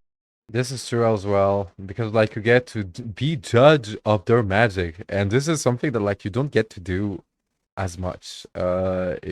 Well, in Naruto they do this, right? And then they do their ninjutsu. You don't get to fucking like judge, you know? Like they just do their cool stuff, and you're like, this seems like way more complicated than the other one. But here, like you get, since you get like the tutorial, right, of how to do magic, you get to be a judge of their magic and also of their style of magic, like the way they do their sigil. Of the magic system. Find it hard to accurately draw bigger seals? Well, maybe by combining the effects of a bunch of smaller seals and linking them together, you can replicate the effect of a bigger seal. Don't have a specific spell you need to identify ingredients in a potion? Well, how about you repurpose a destruction spell you saw earlier, but reverse the seals to conjure up the opposite effect and remake the core ingredients. Like different coders writing a program, there is no singular way to solve a problem, and by setting the rules of the system clearly, it sets the stage to breed creativity in a way that you can appreciate that goes beyond, "This person is a powerful witch because he does magic good." I think the first time I truly appreciated this was when I saw some of the first major battles. See, as a witch, you have several approaches you can take, especially in a battle situation. Now, if you're less experienced, maybe you prepare a notepad with some pre-drawn all-purpose spells. It might not be as specialized for every situation you're in, but they're quick and easy to cast by just circling the spells that you need. Maybe you have a specific battle style where you just engrave the actual spells onto your clothing for permanent effects, if you're a little bitch baby. Now, if you want to see where the true experience and skill gap comes in, this guy bloody walks in and is accurately able to cast spells quickly on the fly without any pre-made books, assess the situation, then while blocking attacks, draws a counter spell with his fucking feet, flies towards the enemy, then based on the shape of his opponent's seal and the environment, is able to correctly deduce the exact way the opponent's spells work and initiates a counter spell based on its weaknesses. And it was at this point I've realized I have not been this engrossed with a fictional power system so intricately crafted since I first encountered Nen. And I do not say those words lightly. But beyond just being a really cool way to show what characters are capable of, it's also from the system that all the major conflicts of this story arises, and we get the interesting moral dilemmas the series presents us with. I think the most interesting concept is the idea that absolutely anyone can theoretically cast magic. Given everything I've just laid out, I'm sure even you can conjure up a spell or two, and there was a point in the world's history where that was the case. However, give everyone unrestricted access to a tool that can help but also cause great harm to the people around them, and I'm sure everyone's only going to use it for the betterment of humanity like real life, right guys?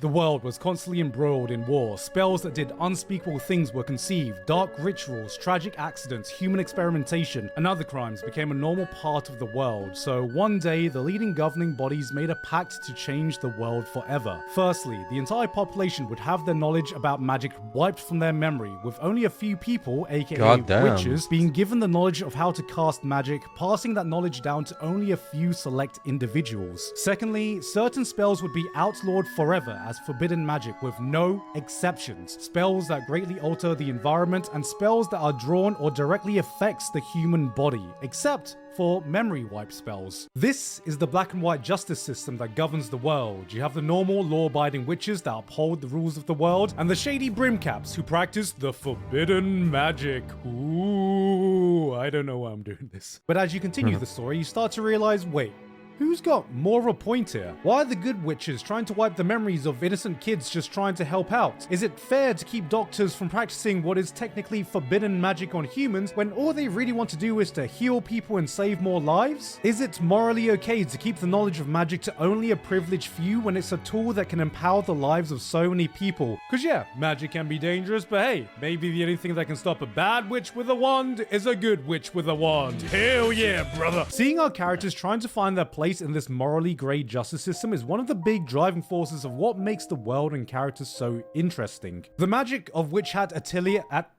Atelier is just waiting for its anime adaptation to bring it to a whole new audience. I know I haven't talked much about the characters or overall plot progression or the amazing art and paneling or just how fantastic the world building is, but I think this is what's going to make it stand out so much, even with the influx of so many amazing fantasy anime we have to choose from right now. It's a series that takes something as ethereal as magic and gives it a sense of tangibility, and yet somehow doesn't take away that sense of wonder and awe. In fact, by allowing me to appreciate the mechanics, it makes the magic of the world even more magical. So yeah, if you need another fantasy world to dive into, go check out Witch Hat Atelier. Atelier? Oh my god. It's a French word. Hey guys. What did it say? God. It's a French word. Ce sont les trois grands du manga fantastique. Yeah, I'm actually French. So yeah, I actually talk fluently French. So yeah, and I agree with with its opinion. Yeah, like which I have to tell you, like actually is well, I don't know if it's great or not. I'll tell you this, but I can tell you one thing is that like the anime, I'm talking about the anime. If it doesn't get like a season release, like well,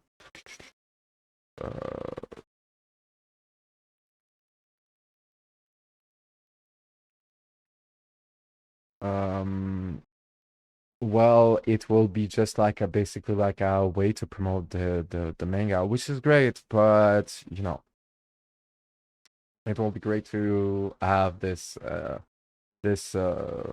like will be great for like people to fucking like invest in their story until the end, because usually like there's a lot, I'm pretty sure that there's a lot of like anime that actually never got the response and the love that they deserve just because they never got to fucking finish the story.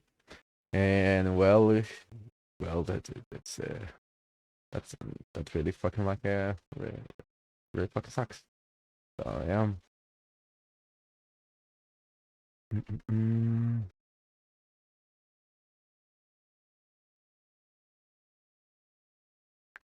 Okay, let's go into the chill mode, like finish the stream in a chill way.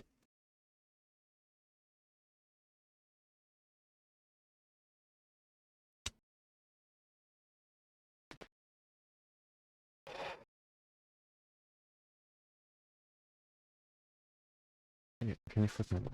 It's your boy Soldier Boy in Dubai. Look at that camel behind me though, scratching his neck. Turn up. I got the Louis shoes dirty, goddamn.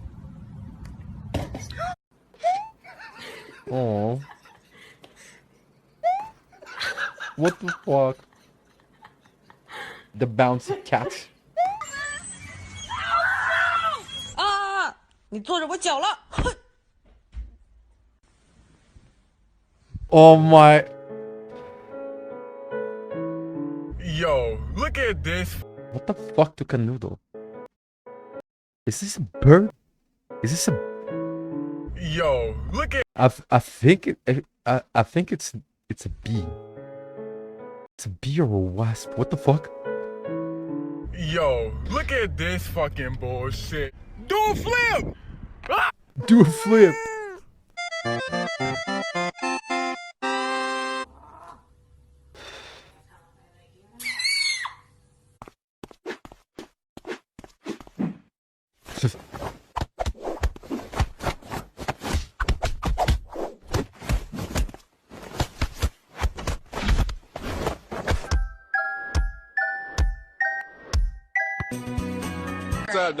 I really don't know what the fuck happened during this era of YouTube, because like this video is 6 years old.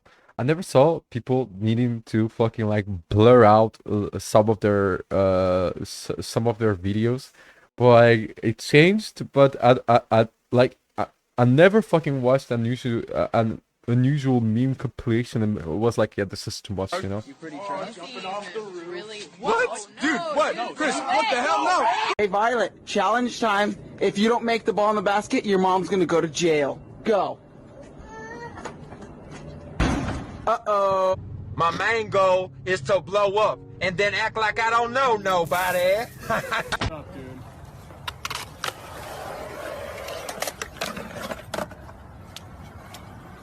Bruh. Oh.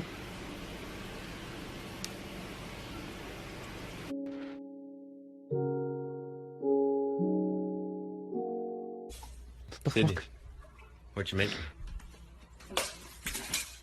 3, 2, This was just mean. go! Game! What type of girl are you?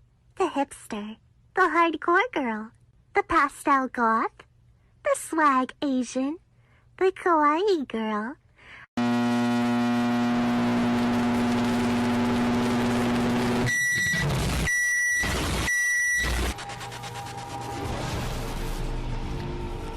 Gonna have to get the power on. Yeah! You, Fido!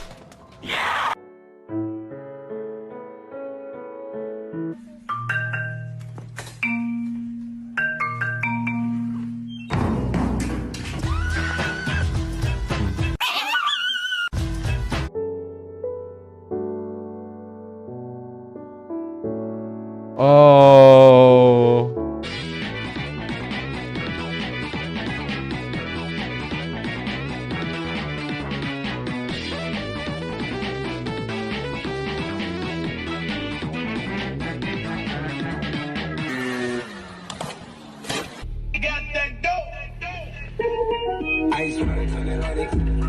I can be your partner for the next race. Sorry, Sue Ellen. It's a brother and sister race. Maybe there's a contest for lonely children after this. It's only children, DW. A lonely child is what you're gonna be when I sell you. The fuck? Hey. Oh shit. Oh shit. They won't blast this motherfucker. Gotta go fast.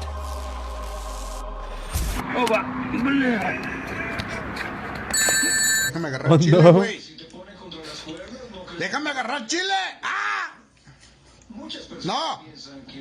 The No. protector of the children. Dame chile, puto. Ah, ¿verdad, perro?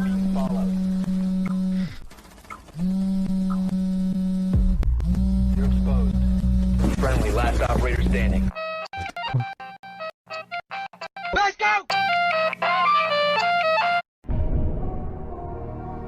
Oh my god, what the fuck? Look at him. Oh shit! A rat! There's a rat! There's a motherfucking rat!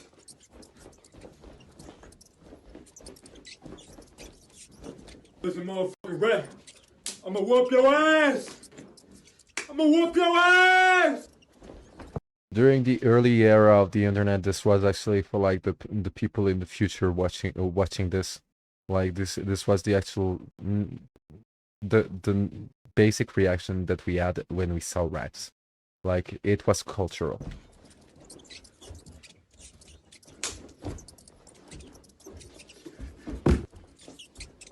Whoop your ass!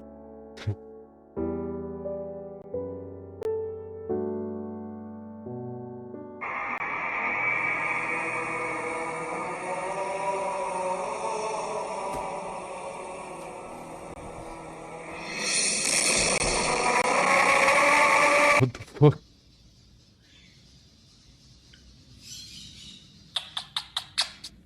Aww. Oh, there you'd be so cute. You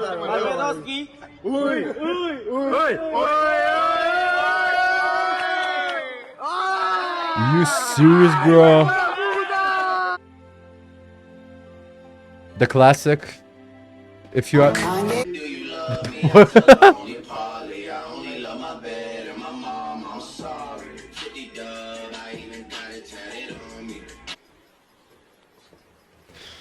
Oh, everyone was young.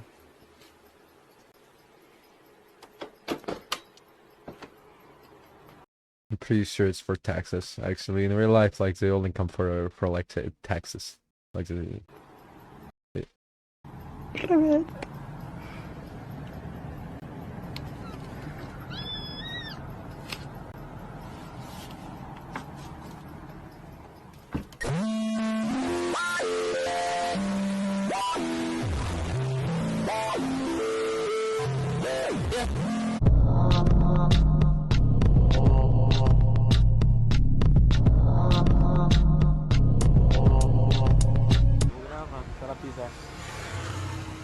Pisa. Mais pra direita.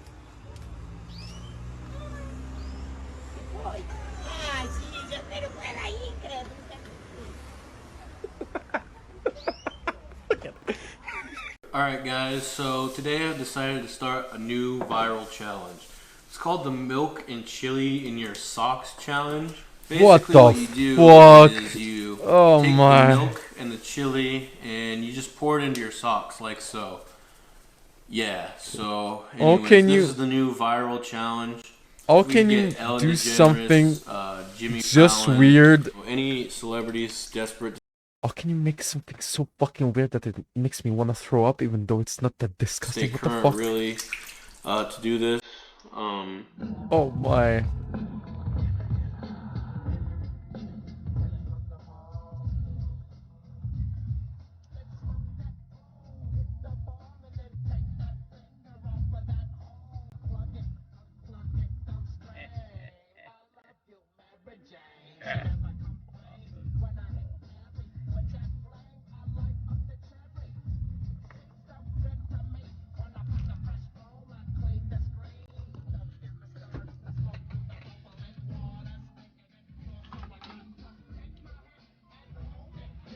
The fuck?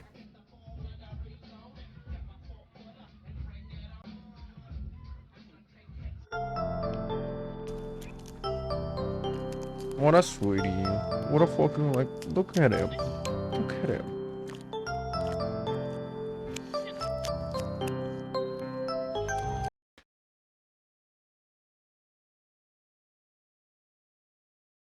Okay. And alright.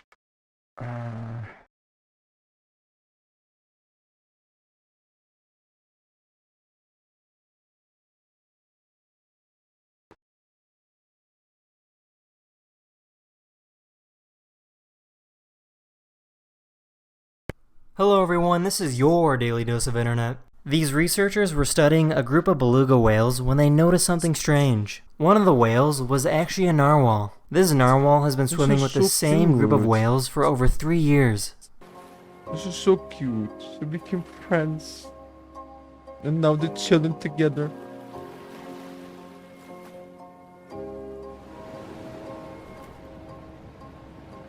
About 3 months ago, a new type of rock was discovered in Lake Superior in the United States. These are called euperlites. They look like regular boring rocks until they're placed underneath an ultraviolet light. So this is what they look like without. You can see there's a couple different patterns going on. This is cool. And they fluoresce very brightly under long wave UV. Quite a few different flavors. And the white light back on and take the UV away.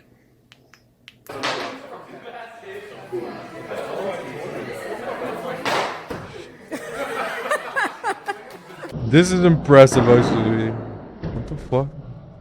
Oh my goodness me, it's a smooth knobtail gecko. And it's very beautiful and I love geckos. They're very cute. Yeah, this guy's very cute. He's so, oh yeah, he's so cute. Yeah, oh, I can't believe I found one. I've never seen one of these in the wild before. This is a peacock mantis shrimp, and they're one of the most fearsome predators in the animal kingdom. They hunt for food by punching other animals to death. They have the fastest punch ever recorded at speeds of over 50 miles per hour. Their punch is so strong that they can break through the glass walls of aquariums. What the fuck?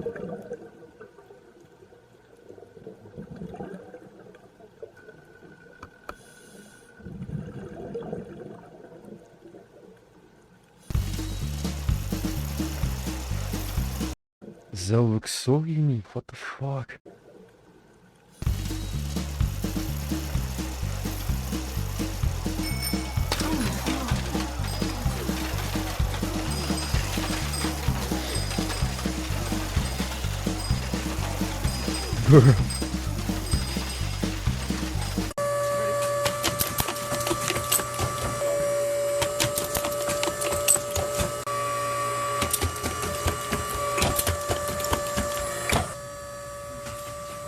A zoo installed a new security camera, and it scared the snow leopard.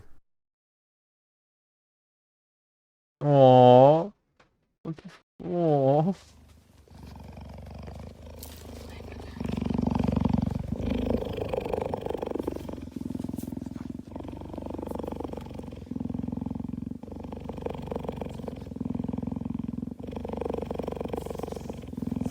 It's actually fucking ASMR. This is actually, That's the end of this video. I really hope you enjoyed, and I'll see you guys again very, very soon. Later! I've seen actually like this, like one of my friends at Snakes. Like it's kind of off. Like the texture it feels so soft. Like it actually like, well, but if it, yeah.